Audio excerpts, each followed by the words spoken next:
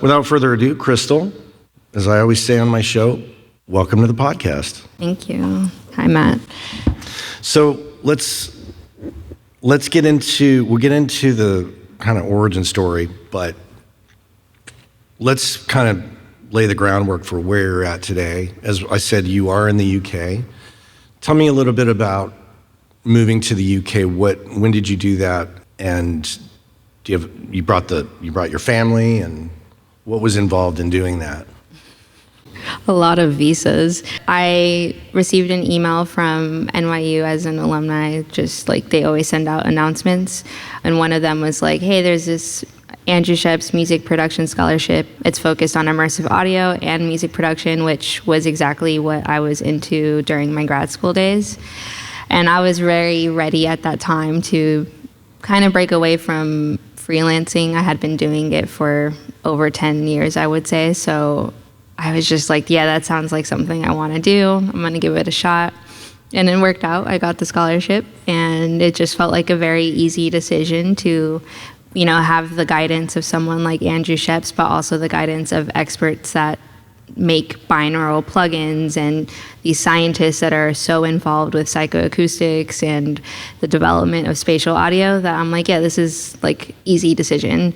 It might sound like, oh, it's a crazy thing to do with family as well, but when you have a super supportive family, and I know it's like great for my son, he can go to nursery and pick up a cute accent, I'm looking out for him too. So it was very easy to do that. Well, let's step back to the beginning. You're an LA native, so you grew up in Los Angeles. In your upbringing, what role did music or technology play? And was there anybody in your life who brought that awareness to your world? I mean, I think in just a Latino family, especially in LA, we have carne asadas every weekend. So like music is part of our lifestyle.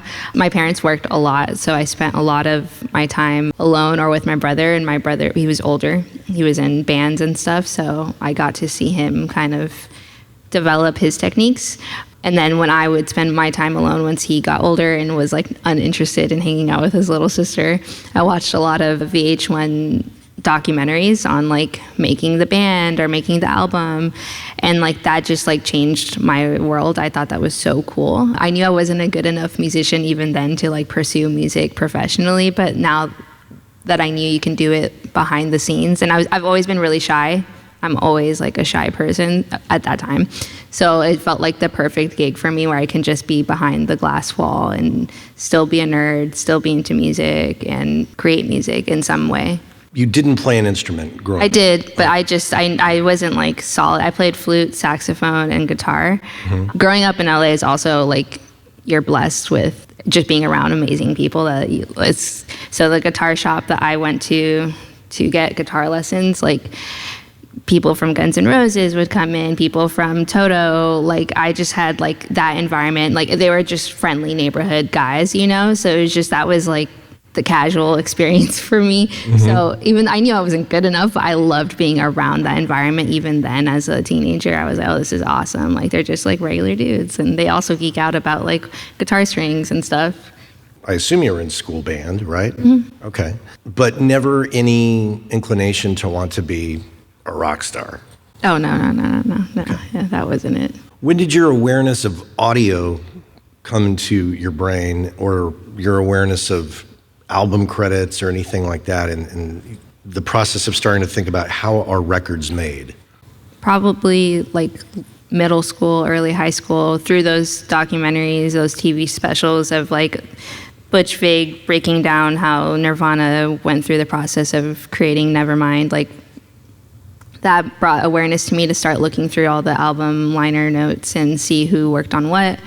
My brother also was like, hey, there's this thing called like audio production at UCLA. And then that's kind of when I became aware of like, oh, you can study this at school. You can learn more about it in a formal way. I was like, that sounds perfect. Because like there was also financial inaccessibility for me. I didn't have the access to go buy a computer, microphones, Pro Tools at the time. Like it was way too expensive. So I knew I needed the college route to be able to get hands-on experience with it. So like both TV and through my brother, who was like, hey, there's this thing, you should check it out. Were friends or peers around you remotely interested in this, or was this like a solo thing? My best friend growing up, her family was a nice middle-class family, and they bought her Pro Tools, and she had like Pro Tools lessons.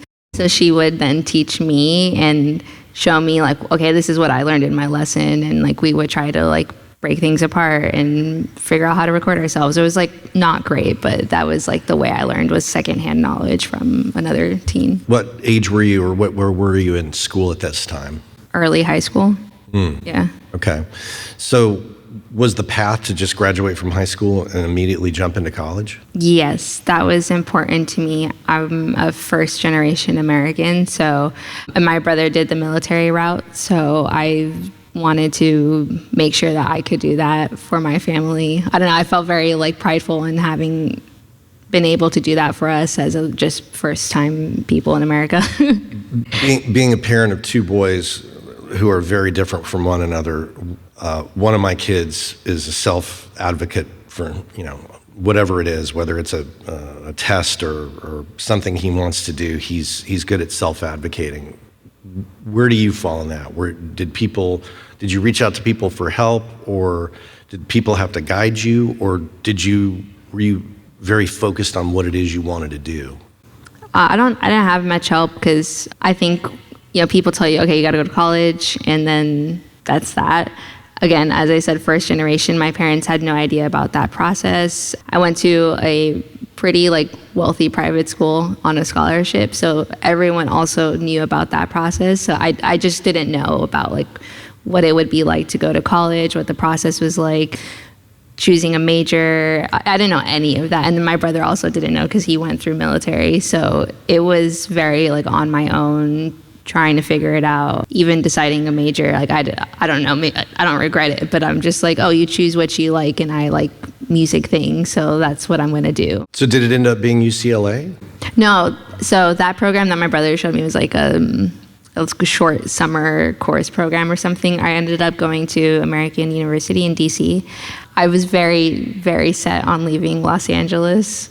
I love LA, but I always wanted to go beyond that bubble, especially just I don't know, you grow up there, you've seen it all, you've been to all the venues, and I don't know, I just wanted more, so I wanted to go basically to the East Coast. So that was one way of getting there, was AEU had an audio production program, and it seemed pretty good, so yeah, I went. Culturally, that's quite a shift from LA to DC, right? Yeah. To say the least. Yeah, I definitely experienced snow for the first time.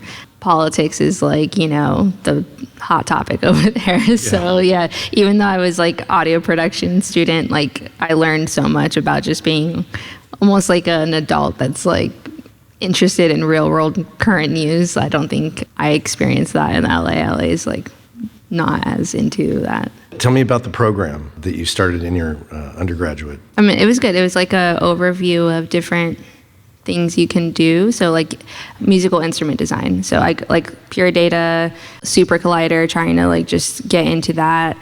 I did sound design for theater. I recorded and I mixed. So it was an overview of all different things that you can do. It changed when I was through the program. So originally it was in a basement, in a dungeon. And then by the end, they got this beautiful facility, API, Neve consoles, all of that. So it was really nice by the end. So it was cool to see the university invest more money in that. But it was a good program. The hardest part was being not in a music city.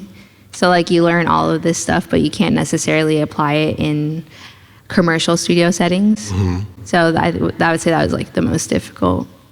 Some of those programs, I've heard that, because I never went to school for it, but some of those programs, there's so many people in the class, and getting time in the studio, or getting time in a console or whatever, and recording, it doesn't happen so much. It's little bursts here and there. Was it like that for you there? Were you able to get some time in the studio? It wasn't I think studying recording engineering now is so popular. When I went around 2009, it wasn't a very big program. Mm-hmm. It was maybe 13 students in a class. So we all got our our time. I also went out of my way. So I had my work study program. I found a position at a local radio station. So I recorded bluegrass music for like, after even I graduated, for about 5 years. So that was like a good way for me to keep practicing what I learned in a studio. So they had their own studios at this radio station, and it was like real acoustic instruments as opposed to just working in the box. So that was like perfect segue for me to get more hands-on experience outside of school with like musicians, really, really talented musicians too, like very experienced, very kind, talented musicians. What happened after that program? Where were you at?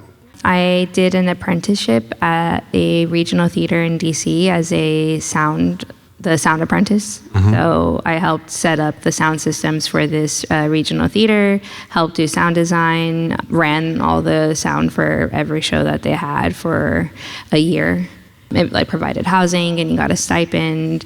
I don't enjoy sound design at all, and I knew that going into it, or like for theater. I don't enjoy it for theater, so I knew that going into it, but it still felt like a good way to keep practicing that skill set. And then during that year was when I decided to pursue a master's degree in New York, because I really wanted to move to New York, I realized, and that felt like the perfect way to do it. Was like, I'll just get my master's degree. But what better way to figure out that you don't like this one aspect of audio, by just going and doing it and going, oh yeah, I don't know about this. Yeah.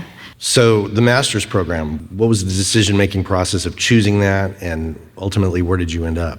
I genuinely just wanted to move to New York, and I wanted to work at studios in New York, but I needed a better reason to do it and a better, to do the move. And financially, I was like, okay, maybe if I get a scholarship to NYU, it will work out. That way I can be a free intern as much as I want and also study. Like for me, school is I don't want to say it's easy, but I've been very studious my whole life, so school is not a challenge. There's obviously exams that are challenging and things, but I can study. I like studying. I like learning.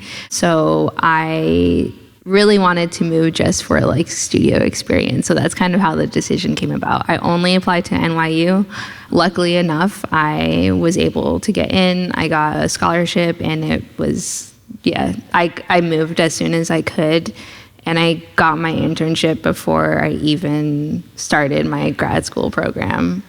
So, or even before I found an apartment, honestly, yeah. So what does a program like that entail? Very rigorous. I did a lot of recording. That's where I got most of my classical and jazz recording experience. It's really neat because they partner up with the other master's programs. So all the people that are working on their albums for their jazz master's degree, or their film compositions, or their score writing, just whatever it was, they recorded at the studio that the university has. And I was lucky enough to be one of the 4 engineers that ran that studio. So we were working every day.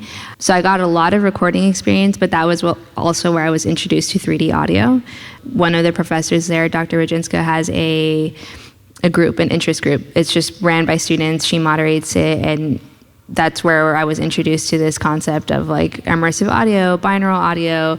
We can put 3D cameras together and put a microphone around it and then recreate it virtually. That just fascinated me. So that's kind of how my program developed, was pairing those two interests of 3D audio and recording. Was this pre-Atmos? Yeah. Okay. So when I did my thesis, I did it mostly on Oro 3D at the time. Were any mentors starting to enter your life, or do you have any active mentors that were guiding you and just advising you along the way? So definitely at the university, all the professors were very good at providing guidance. But as I mentioned, I started working at a studio before I even started my program, and through there I found my first, I would say, mentor. So it was a chief engineer at Platinum Sound. His name's Serge Sai. And he, I would say, just took me under his wing and gave me so much opportunity to be in the room and not necessarily, outside the room, not doing as many runs, just hey, you're gonna be my assistant for every booking I have. So I worked every single night, and then I went to school during the day. But he was a great mentor. He just really showed me how to do everything from like talking to clients like in a way where you would understand them, to just doing passes, like, you know, this is your clean pass, your TV pass, do a 3 dB vocal up, or I don't know, just everything that you would think, like personal experience with clients as well as technical experience. I like got all of that from him. And it sounds like that's not a typical runner position where you were doing food runs or cleaning the bathroom. I was. Oh, you but, were? Okay. Yeah, I was 100%. But I think because I took a lot of notes when I first started. So when I was doing runs and interns, anytime the room was empty, I was just trying to get like as much knowledge on the space, on the board, on the patches, on the microphones. I knew every like thing we had in inventory, everything that was used, people's preferred workflows. So the time came one day where no one else was around but me, and they needed to set up for drums, bass, the Rhodes, the Leslie, like the Whirly. It was like a really big session. I was the only one there, and I was able to do it because I had been paying attention for a very long time. Mm-hmm. And then like I think after that moment, it was like, oh, okay, we can just start throwing you in the room like immediately, like and I also really showed a lot of care, I think, for the chief engineer and his artist. Like I knew, oh, you like green tea, let me make sure that's ready when you come in the room, like little things like that. Mm-hmm. Oh, the client really likes chipped ice, let me make sure we get chipped ice. And like those little things, like because they'll say, oh, I like that assistant better, then they'll be very vocal about it, like, oh, where's the other person? So that kept me in the room as well. So when the client starts asking for you, especially as an assistant, you kind of make your way out of being just a runner. You know you're arriving when people are requesting you to be on those sessions. What you were experiencing in school, you know, on the educational level of audio versus what you were actually seeing in the trenches, on the ground, in the studio, were those vastly different? Oh yeah, because in school you have time to prepare for sessions, and you know exactly what you're getting. You might even receive demos beforehand. Like it was very ideal, you know. The studio is you get a phone call 10 minutes before an artist, and 20 of his friends or 20 of their friends show up, and they have no idea what they want to work on. You don't know what time the session's going to end. Like it's just different, and it's learning to lock in an environment that's not necessarily ideal for recording, but you have to make it work because that's why you're getting paid, you know. The program at NYU, that lasted for how long? 2 years. Oh, 2 years yeah. For a master's. Mm-hmm. Oh, fantastic. What was your goal at the end of that program? That's a good question, because I thought I just wanted to jump straight into, I did. That's exactly what I just wanted to jump into studio recording. So by the time I finished my master's, I was already a senior staff engineer. Mm-hmm. So I had my own clients and my own, I just had my own work already coming in. So my goal, I got like the education. I thought it would be something useful for when I started a family. Like at least I'd always have something to like fall back on if I wanted to teach.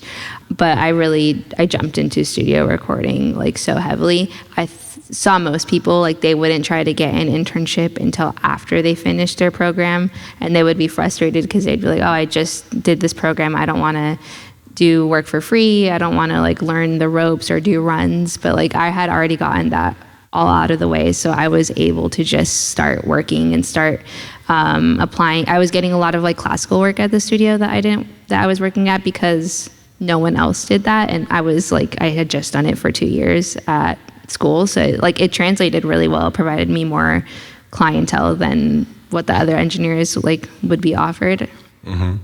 So like the sound design gig, the theater thing that you quickly identified you were not really up for, were there things you started to identify in this environment, this recording studio environment, that you were thinking, yeah, I don't like this aspect of this, or this part's challenging, I want to change this in my next opportunity? I think this may not be true, but I do think most people eventually just like working on their own time. So that having to drop everything because a client needs a session immediately, that gets very tiresome after like 5 years. Like you want to be able to just like enjoy dinner and not have to worry about running to the studio immediately.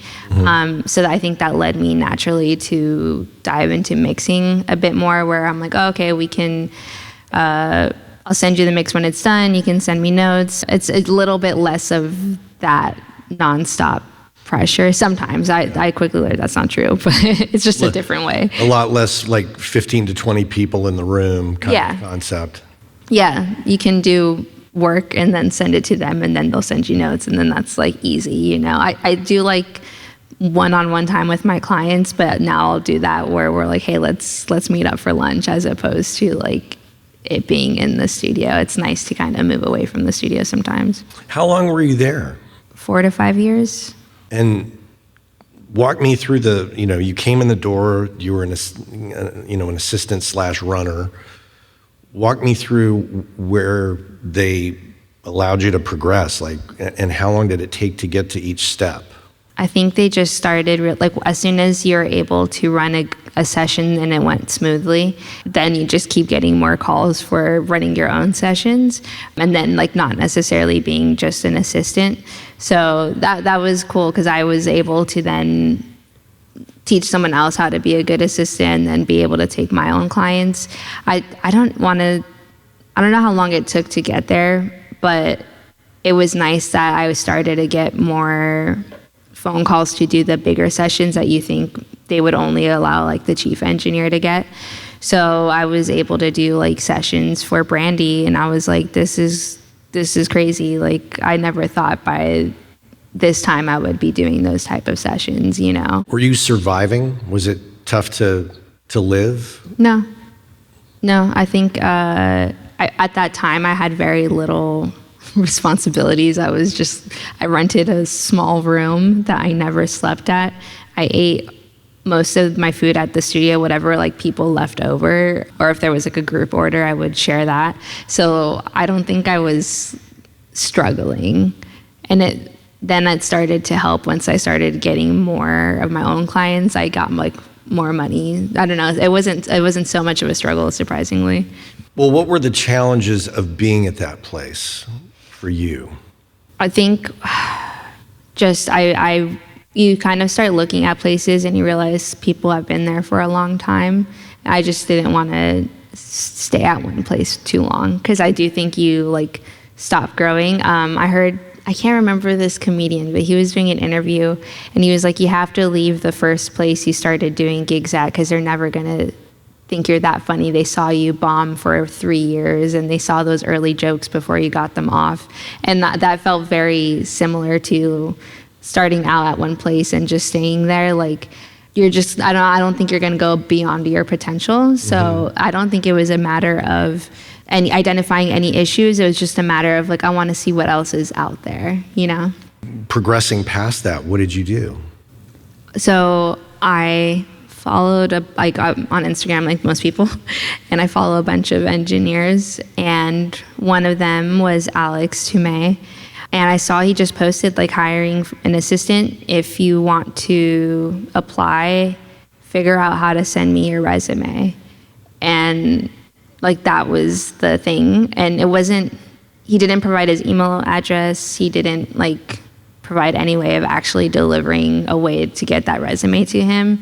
I don't even know what I did, but I somehow did end up getting it to him, and he invited me for an interview.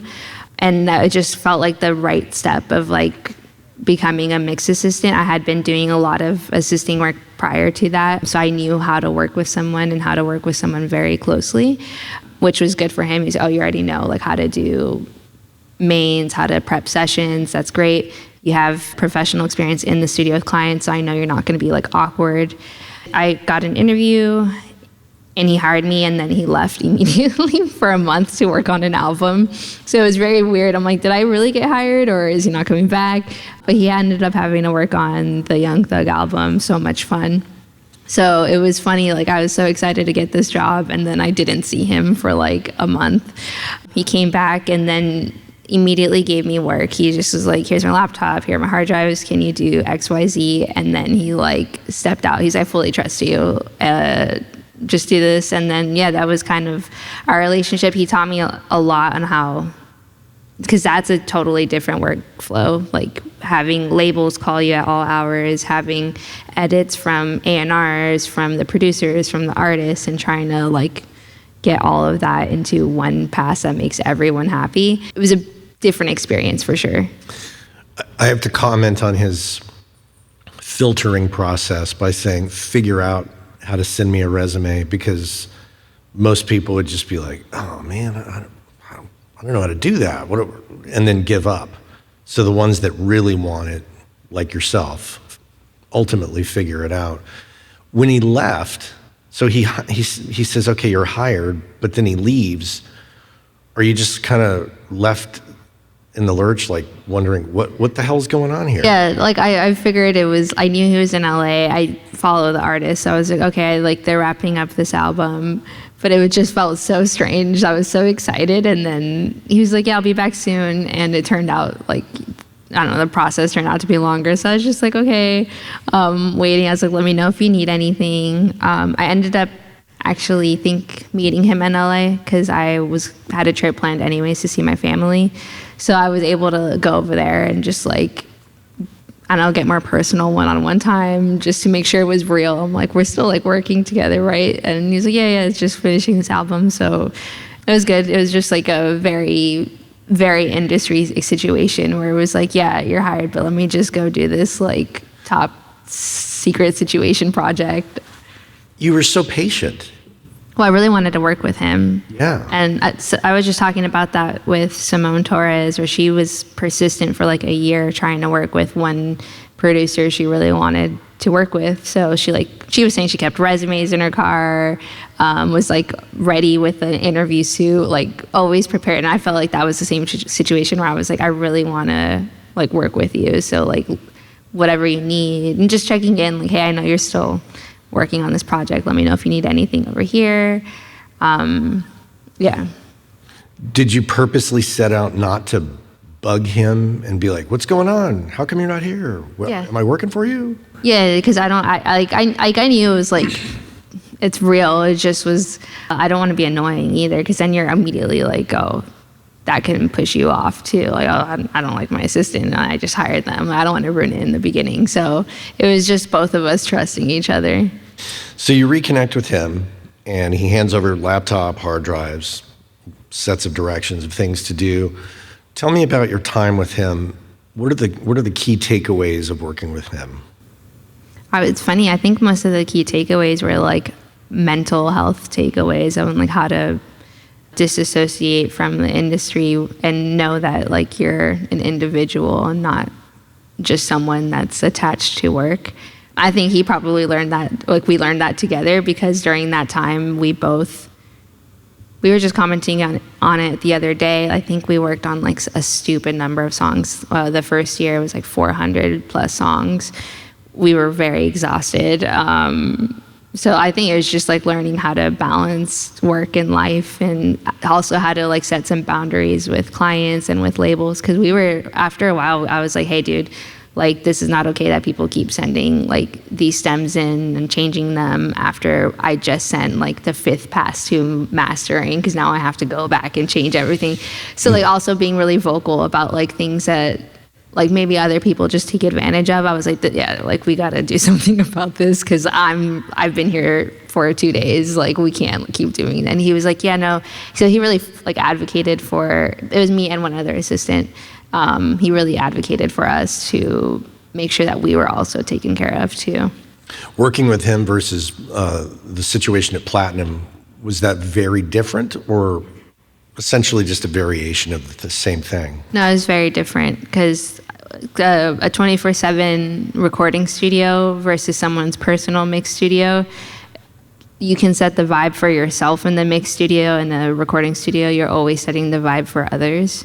The hours were still just as demanding, if not honestly worse sometimes, because people in LA call at all hours of the day. There's that time difference, so it was just it was very tiresome too.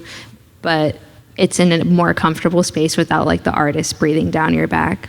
Interesting. Did you feel a growth in your knowledge, your skills, as a person working with Alex? Yeah, I mean, definitely as an engineer, he taught me a lot. He was like, don't, he's like recording things. He was like, don't do that. That's going to slow you down. Mixing things. He's like, okay, if they're asking for this kind of note, most likely it means that this is too bright or this needs a little bit of cleanup around 300. Like just kind of learning how to read mix notes, and not like I would always go way too far with my own mix notes from clients where they'd be like, oh, it's a little too bassy. Like I'd maybe redo the whole bass, and he's like, no, just like maybe take away like 200 and trust like just 1.5 dB. It'll probably balance it out. And I'm like, okay. And like it would work. I'm like, oh, I don't have to change the entire mix. Like I would always take it so personally, like I did a terrible job. So I learned a lot of that. And then, yeah, as a person, just like being your own advocate, he was very good at teaching us that. What did you learn about the business side of audio from him? I didn't know that you could have a manager as an engineer, which was really cool. So I like seeing someone handle all of like contracts, handle negotiating points, handle this is how the credits should be listed. Just someone taking care of all the administrative stuff that when you're already so tired from being a creative, you don't want to have to deal with like contracts.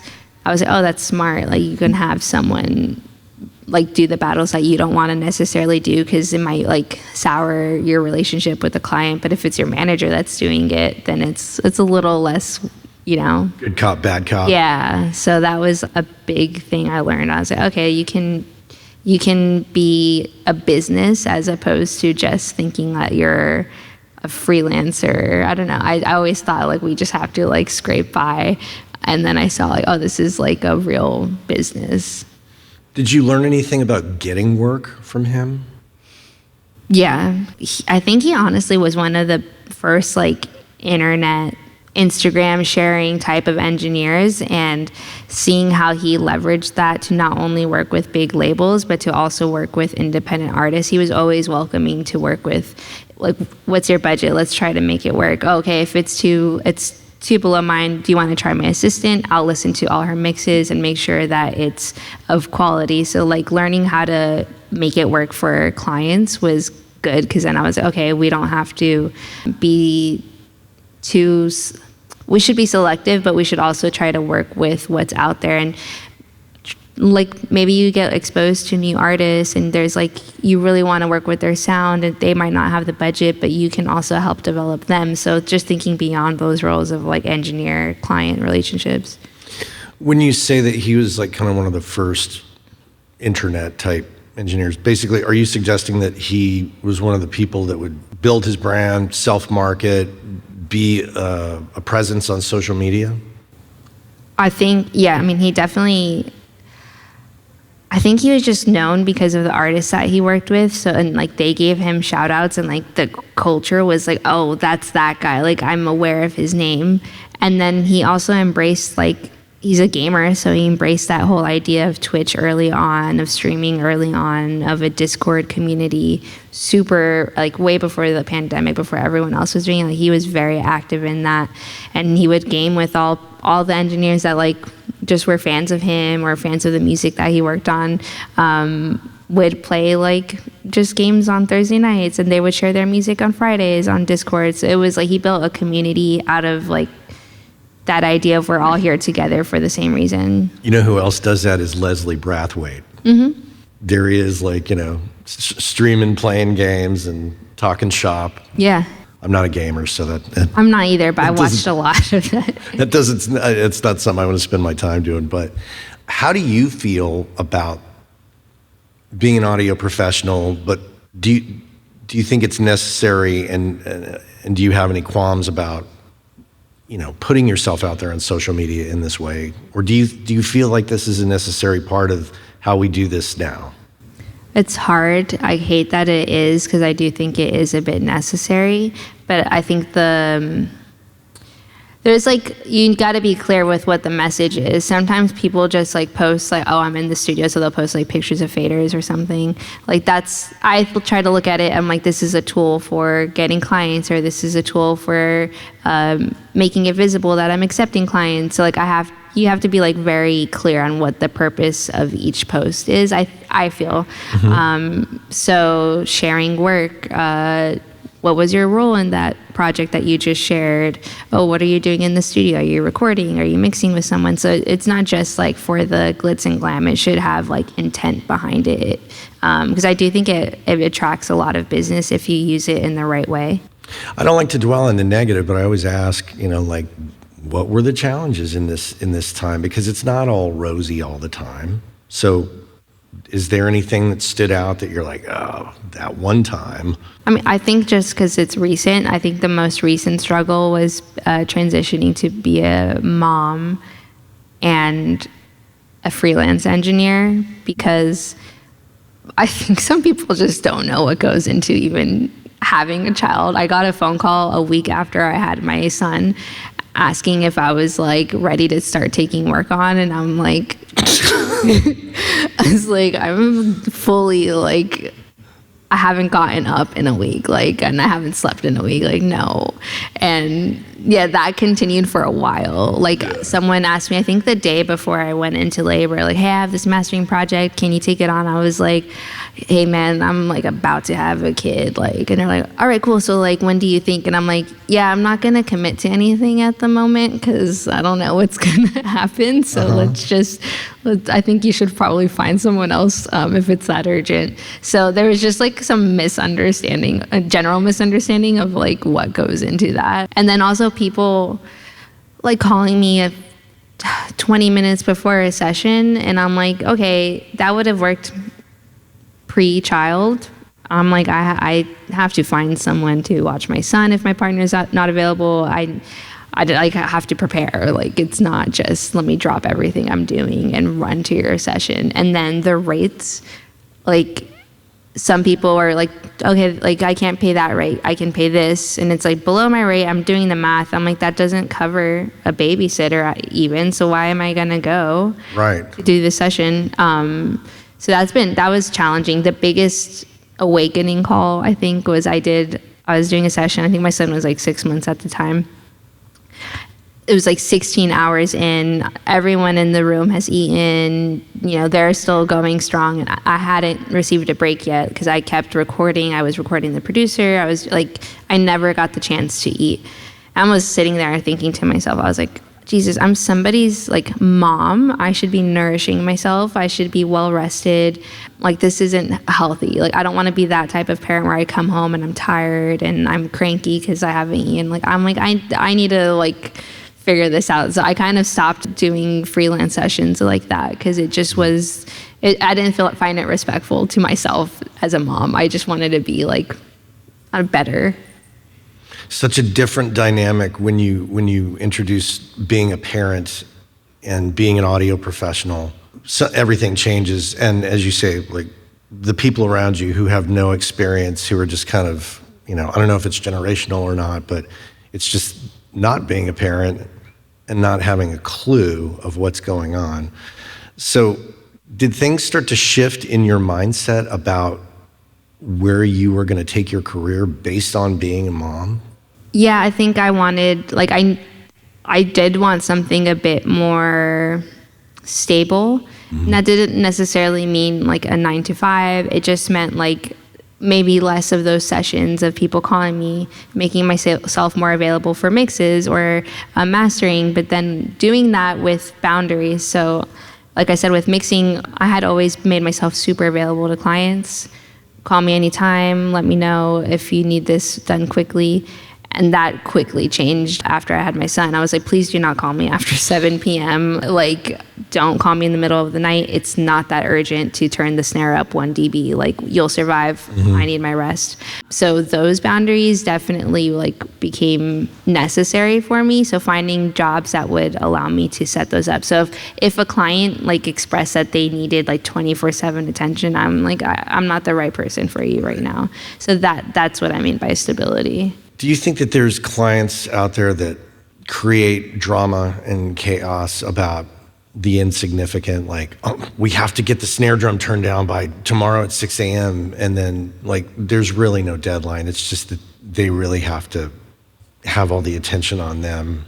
Oh, yeah. I talk about this with my other engineering friends where even this summer, I swear I worked on some projects that were, like, urgent and they have not dropped yet. And I'm like, you know, like you needed this at that time and I made it work and they're still not out in this world. So yeah, I mean, I don't know why they do that. I think it's maybe a personal deadline they have, but I think it just ruins the process a little bit because then I feel like all this pressure and they feel this pressure and it takes some of the joy away. It's a little bit of a trust issue too. It's kind of like, all right, I'll take you at your word. You need this at this time, but then oh, this shit didn't even happen. So then you kind of start second guessing everything they say. Yeah. And their deadlines and their chaos. So was there any, I don't want to say prejudice, but was there any kind of, with being a mom, did you lose clients? Were people like, oh man, she's a mom now. She doesn't have time for me. I don't know if I lost clients. I'm sure I did. I think the second you tell someone no, they immediately think that you're unavailable for like the rest of time. So during that transitional period where I was like freshly postpartum and I was like, hey, I can't take that on right now. Since then, I've like have not heard from those clients. And I was very clear, like, hey, I can't take that on right now, but I'll be taking work in like 3 months, you know? And then I think since then they just like were like, I don't know, butthurt or just fully, I don't know, something. But I've seen them like continue to release music, work with other people, and it's fine. But I think some people probably thought that I just am unavailable fully. Other people, and this is like the lovely part as well, is they show themselves as a real person. So they'll like, hey, you let me know when you're ready. I really want to work with you. Like, I can push this around my own timeline. Those clients are the ones that I'm so happy, like, I still have because they understand. And I'm like, hey, like, my son he's sick right now, so I don't think I can make that deadline. Like, oh, I'm sorry to hear that. Let's, like, no rush. Let's try to make it work. Like, I value them so much. And where were you at in the journey with Alex at this point? Oh, so I moved from New York at the end of 2020, so December. I moved back to LA, so I wasn't working for him once I moved. Mm-hmm. So I became a parent the year after that. So I was freelancing in LA for a few months before I was pregnant, and then, yeah, I was working for myself. When did you decide, and what were the circumstances around stopping the work with Alex? I just wanted to move back. So this was not the end of the pandemic. It was December 2020. I missed being around my mom because we obviously hadn't seen each other that year. And I was like, I don't know how long this is going to last. I would like to be closer to family. Let's just like move because that way I can be near her. And when I first started with Alex, something him and I agreed on was like, hey, I don't want you to be my assistant for more than 2 years. He's like, if you're my assistant for longer than that, you're not going to grow. I'm doing something wrong. Like, you need to definitely not get stuck here. So that was like something that we both like agreed on early on. So it wasn't ever like a bad exit. It was like, hey, it's time. Like we decided this. So it was a perfect transition out of that. When did the PhD program start to arrive in that timeline? I didn't apply till 2023. I had been trying to get a job as a university professor since I was like very late in my pregnancy. I just was like, I love teaching, so I was like, that feels like a good thing. I have been rejected multiple times, and one of those things is like, hey, you need more like education or more industry experience or.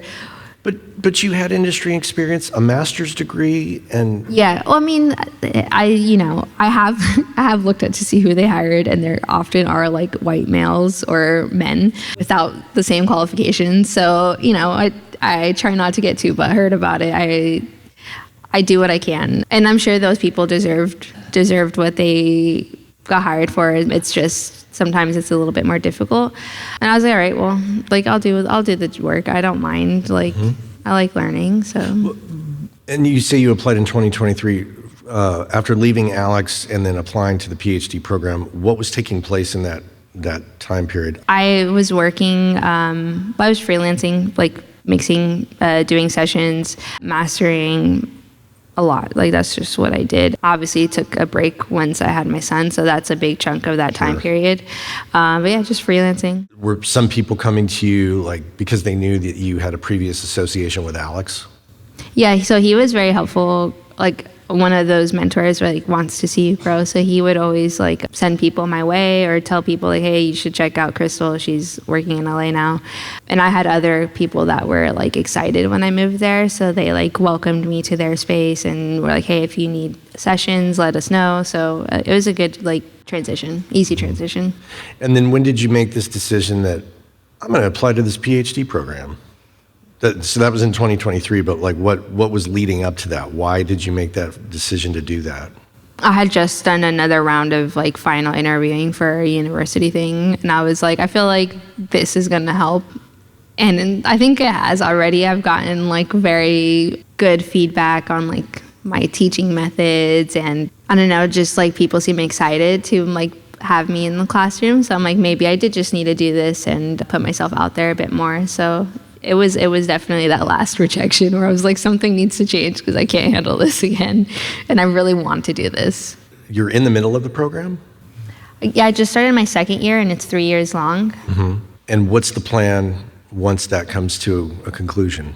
I really am interested in bringing this like what I'm developing, this education to engineers and to producers in the industry. So like, you know, coming back here, doing workshops, doing master classes with like what we develop, and also just formally teaching as well. I'm very interested in doing that. I don't think there are enough women in these higher positions that definitely have the knowledge. They're just not put in these positions as much. So being in the classroom, that's something I lacked in my undergrad. It was like an all-male faculty. And that really, like, if it affects you, and I just hope that I can help change that a bit more. And on the audio front now, with the experiences and the education that you've had, is there a particular aspect of audio, whether it's mixing, mastering, tracking, Atmos mixing, is there anything that really drives you passion-wise in audio now? It's like not necessarily audio specific, but I think just working closely with clients, whether it is mixing or bringing their vision together. I like that one-on-one experience. It could be even from recording, but like the personal relationship, I like more than just being sent files and then sending it back. Like I like talking about an idea. Let's try this out. This microphone is going to sound really dope for that song, and just getting into the real nitty-gritty. I was able to do that during my time in LA with one artist, and what we did was just beautiful. It was just like being able to build from the ground up and to see it come to fruition. It was an experience I'd like to keep recreating, and then now bringing in like immersive concepts into that, I think it would be wild. Will you, once the program's over, will you leave the UK and come back to the US and will you land in Los Angeles? No. Yeah, I think I'm much more happy on the East Coast. So yeah, I've learned, even when I was in LA, I was like, yeah, I just miss New York. So somewhere on the East Coast, doesn't have to be New York, but yeah. Obviously, you know, you're going to have the education and the experience that, you know, you could pretty much go a number of places, but do you see staying in audio as well, you know, like on the client level, and will continue to grow your client base? Yeah, I think the best educators are the ones that are still deep in the industry, because the second you disassociate from that, you're not teaching what's like actually happening out there. So yeah, that's going to be a priority for me always, is to keep working with clients. Yeah, I've witnessed that firsthand, seeing educators who I just think there's like a disconnect between some educators and the real world. So this is refreshing to hear that you're trying to maintain that bridge between the two. So I guess that's about it. They're giving me the sign that we're about wrapping up. I want to thank you again for your time, and I'm so glad to get to know you. Andrew Shep speaks very highly of you, and so it was a pleasure to get to talk to you. And thank you all for showing up early. Christal, great to meet you, and thank you so much. Yeah. Thank you.